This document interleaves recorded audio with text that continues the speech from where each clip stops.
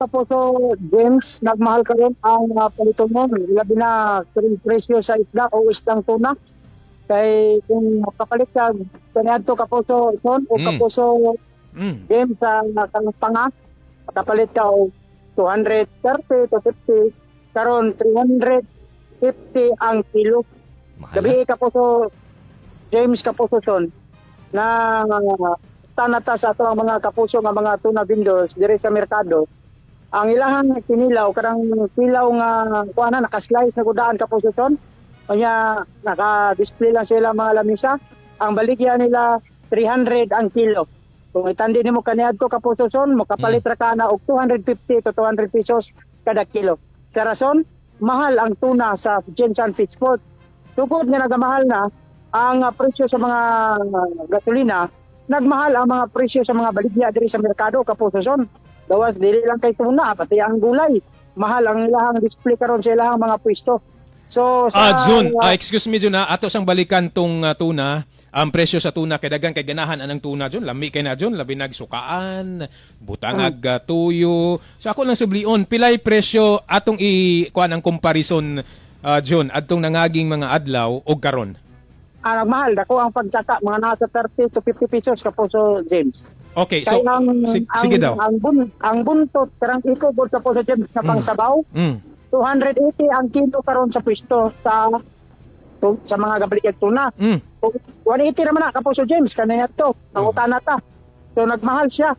Ang karang panga tag 250 ra na. Ang pagbalikya nila sa ilang mga pwesto karon 300 na. Ang ilang balikya sa ilang mga pwesto. Ang kinilaw sa una makapalit sa una ang presyo lang na ang milabay bulan, ang milabay semana, ang presyo sa kinilaw nara na sa taga 180 to 200 pesos. Pero karon nagmahal siya.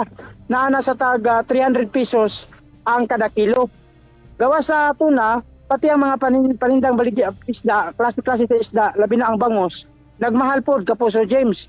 Kaya ang bangos karon 220 na ang kilo diri sa merkado. Kaya ito mapalit na nato sa 180 pesos ang kada kilo. Sa rason nga mahal ang mga transportasyon sa ila pag-transport sa ilang mga pinumprang mga isda. Malabi na ang komprador og bangos. Ikuha ang iyang bangos dito sa Malalag ug sa Santa Maria. Unya nabasi pud sila sa krudo sa ilang close van nga ikargahan.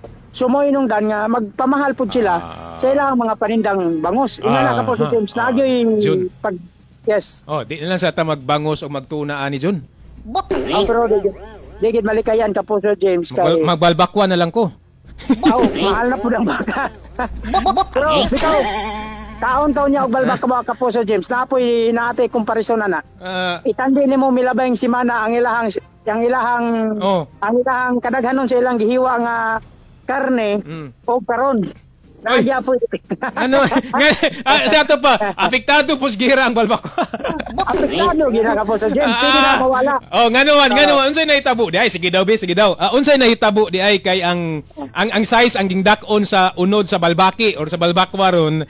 Unsa man katong murag Julin kadako atong dati unya karon unsa man mura nagmunggos kadako. Og dili ka lakas sa tindiro. Unya. Amot lang kay nagkaon man na si Kapuso son gahapon og asa daghan og takos nga balbakwa ang lakas mo ang di lakas. Si Kapuso son makakumpara na Kapuso James kay makaingon lagi ka Kapuso James. Gawa sa sabaw wala unlimited ang sabaw pangayo lang sabaw. Pero sa mga karne anaga po adjustment ang atong mga tindirog-tindira lang mahal ang kuan nagmahal ang mga palitonon sisama sa karne.